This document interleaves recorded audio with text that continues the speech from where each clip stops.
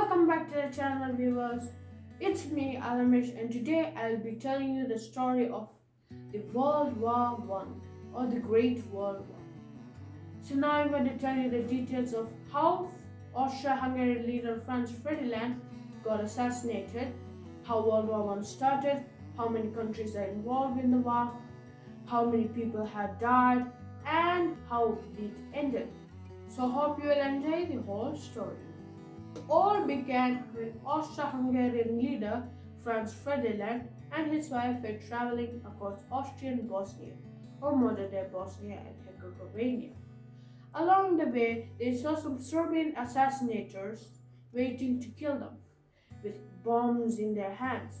So the Serbians threw their bombs, but instead of hitting the Austro-Hungarian leader's car, it hit some officer's car below. So the leader, instead of heading back to Austria, decided to visit the injured officers in the hospital. So after the officers recovered, the driver accidentally took a wrong turn and met one of the failed assassins who shot Franz Ferdinand with a pistol. Right after the incident, Austro-Hungarian declared war on Serbia, a small country, and with its capital Belgrade relatively exposed to the Austro-Hungarian-Serbian border.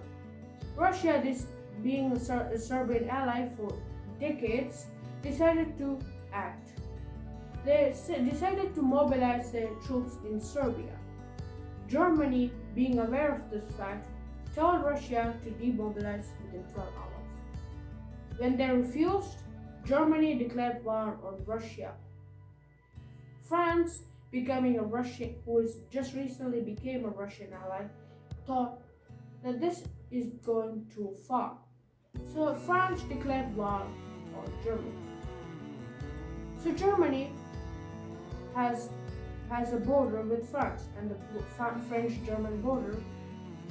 France has an advantage because it has a really big secure border with Germany called the marginal line. So Germany wanted to cross the marginal line. Therefore, Germany is threatened Belgium to allow them to pass. However, when Belgium refused, Germany decided to invade Belgium, which angered the United Kingdom, and France declared war on Germany and the Austro-Hungarian Empire. Ottoman also sided with the Austro-Hungarians and Germans. During the Battle of the Somme, where British and France competed against Germany, Britain first made tanks. So these first tanks have caterpillar tracks and have two multi-turrets. So these tanks were called Mark 1. And the French also have tanks, such as the Renault tanks. And also, Germany, who has not seen tanks for decades, were shocked that how Britain and France created such a very heavily armored technology. The Germans, in response to this, created reverse bullets, the counterpart of normal bullets. The tip of the bullet will be reversed, but this might be causing some problems. Reverse bullet might accidentally hit the German soldier or not work properly. So I created an anti-tank gun called the Panzergruppe. This Panzergruppe gun can shoot two Mark 1 tanks, but they cannot penetrate the Mark 5 tanks that Britain created. Although it can penetrate some French tanks, it cannot penetrate the Britain's latest Mark 5 tank. Germany, who was facing all of these problems, decided to find another way out. Germany decided to send a letter to Mexico and telling that Germany and Mexico will unite and take some of the stolen properties that US has stolen from Mexico during the American-Mexican Wars of 1800s. So Mexico decided to accept. But before that, British escort ships blocked the German letter vessel which was carrying the letter and investigated the letter. Soon, when Britain realized that US was in dire danger, they told the US about the thing. The enraged US then declared war on Germany. And this is when things slowly start to get worse for the Central Powers. Meanwhile, in the Pacific, Britain's Asian ally, Japan, has recently noticed about the World War. So, with the permission from Britain, Japan took Germany's prestigious Chinese colony and some German islands.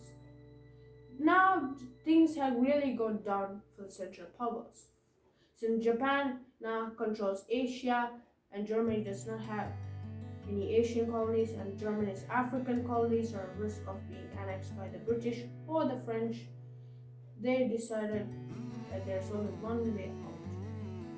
US forces soon arrived, and with the combined power of the US, Britain, France, Italy, Russia, and Serbia, the three Central Powers, which used to be Germany, Austro-Hungary, and Ottoman Empire, finally surrendered.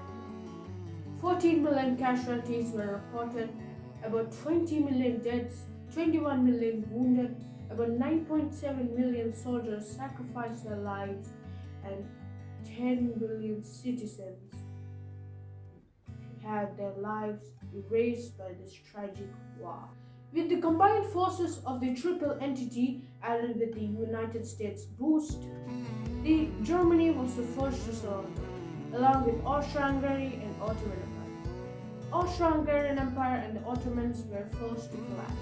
They turned into new countries such as Austria, Hungary, Czechoslovakia, Yugoslavia, and Romania got some pieces of Transylvania.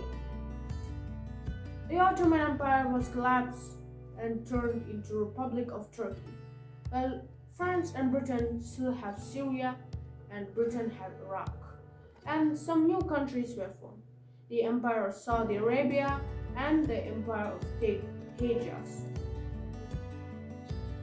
Germany soon became the Weimar Republic and was forced to pay the war reparations to the Triple Big Four, as according to the Treaty of Versailles signed in 1990.